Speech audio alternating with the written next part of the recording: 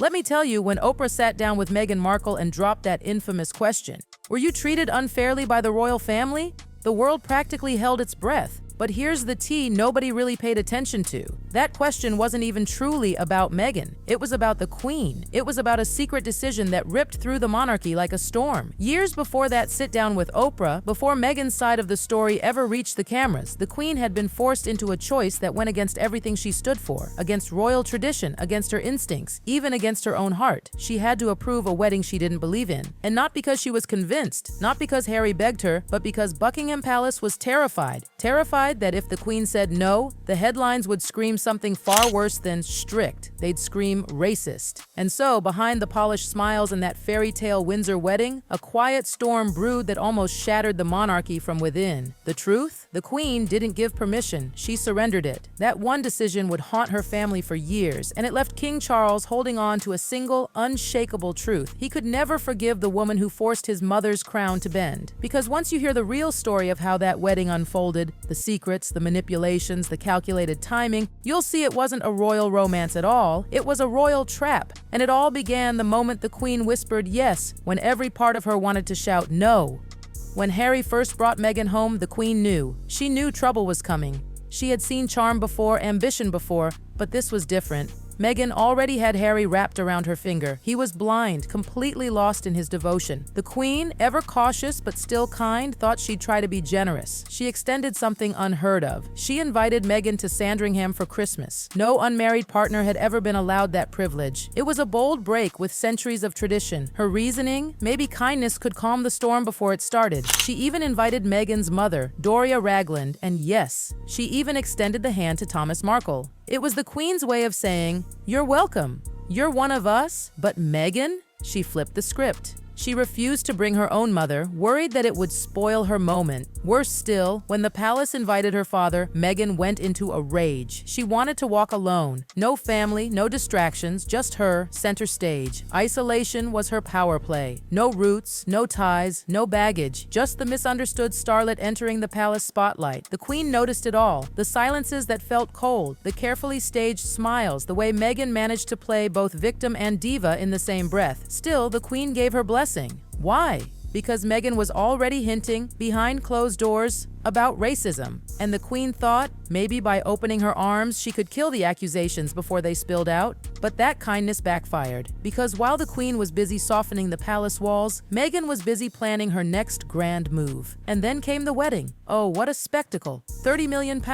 Security at a level never seen before. Not even for Charles and Diana. Princess Eugenie's wedding, by comparison, looked like a modest country fair. But the Queen couldn't stop it. The palace wasn't protecting Meghan and Harry from love-struck fans. No, they were shielding them because Meghan had already stirred so much anger at home and abroad. Charles, ever the fixer, even tried to help Doria Ragland fit into this royal circus. He quietly gave her £30,000 to refresh her wardrobe, to look every bit the elegant mother-in-law. But Meghan, she blocked it. She told her own mother not to attend pre-wedding gatherings, not to mingle too much with the royals. And the guest list? That was the final insult. When the palace asked for family names, Meghan handed them a roll call of Hollywood celebrities. No siblings, no cousins, no father, just actors and producers, many of whom had barely exchanged 2 words with her in real life. When the Queen asked again about Thomas Markle, Meghan cut off the conversation completely. To the Queen, it was heartbreaking. To Meghan, it was perfection, because Meghan wasn't interested in a royal wedding. She was directing a royal stage play, and she was both the misunderstood heroine and the dazzling star. By the morning of the wedding, the air was heavy, not magical. The Queen looked weary. Charles looked tense, and poor Doria sat completely alone in a sea of Windsor stone faces. Every camera caught it.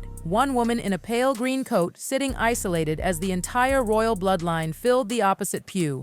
It was both heartbreaking and calculated. Charles scrambled to fix the optics.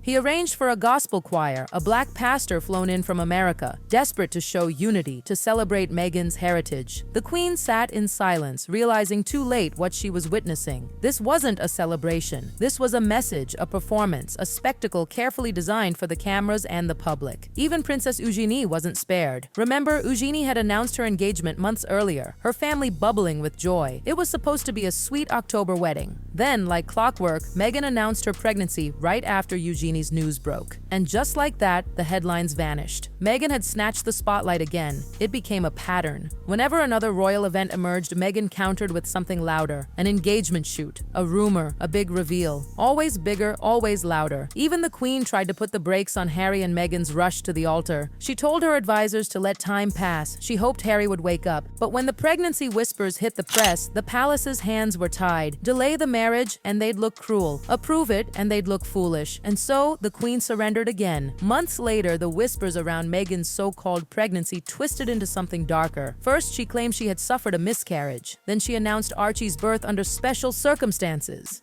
But here's the problem. Nothing about those circumstances added up. Royal mothers don't just walk out of the hospital after 1 hour. Royal births require official medical supervision. Records are always public, at least to some degree. Yet somehow, in Meghan's case, everything was hidden. Nobody outside her personal circle saw a thing. No details, no confirmations. It was smoke and mirrors. The Queen was disturbed. She asked questions, but the answers never came. Was this pregnancy used to lock in the wedding? What else had been staged? Behind closed doors, Charles and William argued about how to protect the monarchy's reputation. William, sharp and focused, saw the risks. Charles, softer, wanted to keep the peace. And Harry? He was defensive, furious even. He believed every word Meghan said as if nothing else mattered. The Queen stayed silent, but her silence spoke volumes. She knew the truth. This was no royal dream. It was a royal illusion. Every kind gesture she had extended, every concession she had made, had only deepened the cracks. And inside Buckingham Palace, regret began to fester like poison. Before those wedding bells even rang, the palace had tried everything. Secret meetings, late-night calls, endless pleas from Charles himself. Everyone could see Harry was walking straight into disaster. Everyone except Harry. The Queen gently suggested delaying the wedding. Charles begged Harry to at least see Thomas Markle, who was recovering from a heart attack, to show compassion, to buy time. They even offered to fly Thomas to London for medical treatment, hoping to pause the storm. But Meghan, she refused. She wouldn't let anyone else control her family, her narrative, her plans. Charles made another attempt, offering to cover travel, clothes, accommodations for Meghan's relatives. He wanted her to walk down the aisle with dignity, surrounded by family, both royal and common. He hoped she'd soften, but Meghan's answer was ice cold. No. One aide remembers Charles whispering in frustration, "She doesn't want sincerity. She wants spectacle." After the vows were exchanged, the fallout began almost immediately. Inside the palace, whispers grew louder. Harry was changing, withdrawn, defensive, growing distant from William. Staff said he was unrecognizable, entirely under Meghan's influence. Charles tried to patch things up, but every effort only drove Harry deeper into Meghan's orbit. And Meghan, oh, she knew exactly what she was doing. She controlled every photo, every press release, every narrative. She and Doria built a story. The royal family had rejected them because they were black. The cruelest irony? That was the very narrative the Queen had tried so hard to prevent. The warmth, the generosity, the rule-breaking invitations, all of it was twisted into proof of prejudice. And Meghan wasn't done.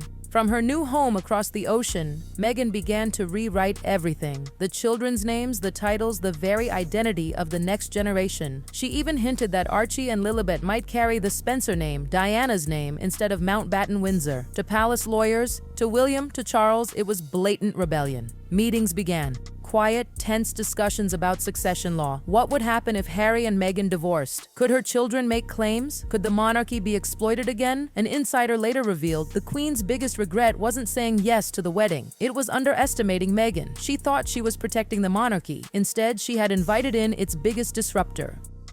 Years passed. The Queen is gone now, and King Charles sits on the throne, carrying not just the crown, but the bitterness too. In public, he smiles, he waves, he pretends the wounds have healed. But behind closed doors, one truth remains. He has never forgiven Meghan Markle. He remembers the wasted millions. He remembers his fractured sons. He remembers how the world mocked the monarchy for being played like amateurs. He remembers watching his mother, a woman of iron discipline, forced to bend. Charles knows his mother wasn't weak. She was trapped, and the trap was sprung the day she approved a wedding she never wanted. Now insiders whisper Charles is quietly reshaping the monarchy monarchy's future. Legal reforms, tighter rules, a line of succession sealed off from exploitation. No outsiders will ever wield such power again. Meanwhile, Meghan polishes her image from afar, smiling on magazine covers, appearing at galas, crafting her brand as if nothing ever happened. And Doria, still silent, still smiling, still on Meghan's side. Within palace walls, they call it the shotgun wedding. Not a wedding of love, but of pressure, fear, and brilliant manipulation.